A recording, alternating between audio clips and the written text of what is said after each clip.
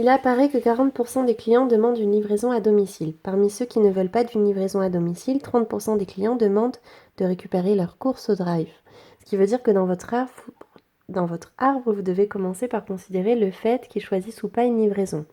Et en fonction de ça, on verra s'il a choisi également le drive. Donc au début, on vous dit que 40% des clients demandent une livraison à domicile. Donc livraison à domicile, j'ai mis 40%. Le complément, c'est 60%. Parmi ceux qui ne veulent pas d'une livraison à domicile, donc parmi ceux-là, il y en a 30% qui demandent de récupérer leur course au drive, donc 30% ici. Le complément, 70%. Et on sait par ailleurs que 24% des clients demandent une livraison à domicile pour une partie de leurs courses et le drive pour le reste de leurs courses. Donc livraison et drive, tout ça, je sais que ça doit faire 24%. Donc je peux dire directement ici que P de L interdit vaut 0,24 pour répondre à la question. Je peux dire que P de L vaut 40%, c'est aussi écrit dans l'énoncé.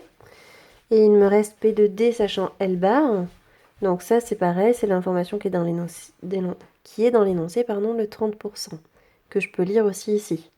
Là j'ai bien L bar qui s'est réalisé et je regarde la probabilité que D se réalise également.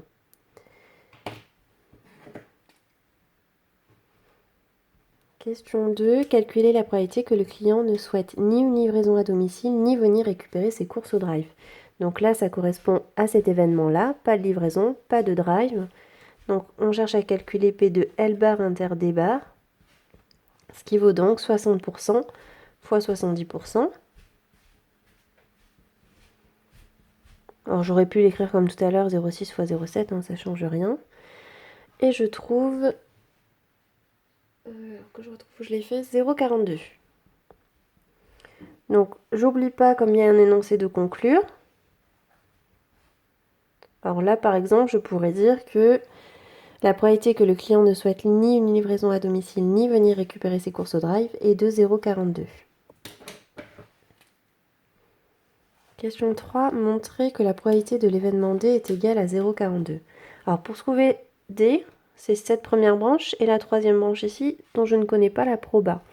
Donc pour trouver D, j'ai besoin des événements L et D, donc L inter D, et j'ai besoin de l'événement L bar inter D.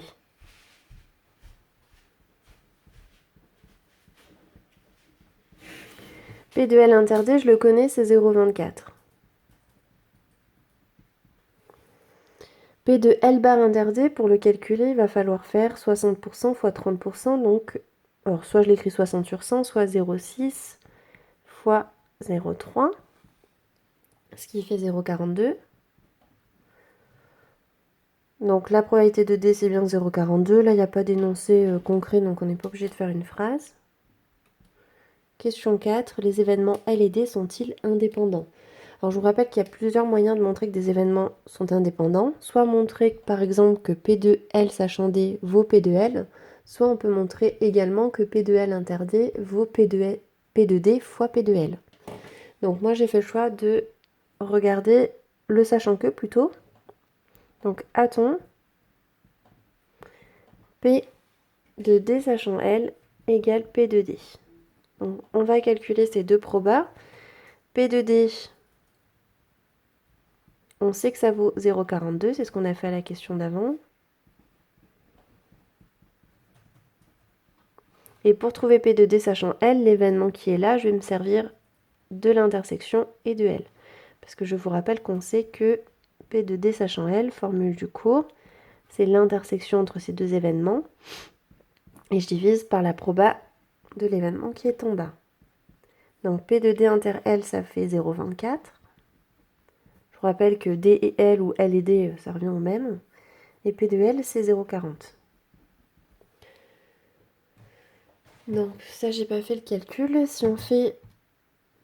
ah si, je l'ai fait, pardon. 0,24 divisé par 0,4, ça fait 0,6. Donc ces deux résultats sont différents.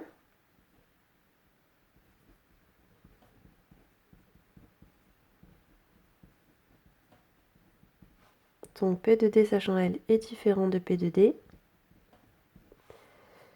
Donc L et D ne sont pas indépendants.